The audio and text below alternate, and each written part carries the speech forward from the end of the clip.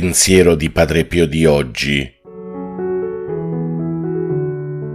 Amate e predicate la carità fra voi, siate pazienti, sopportatevi reciprocamente.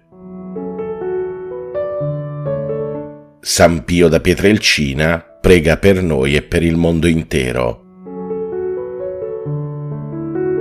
Buona e santa giornata a tutti voi, fratelli e sorelle, siate sempre guidati e protetti dall'intercessione di Padre Pio. Pace e bene, Ave Maria.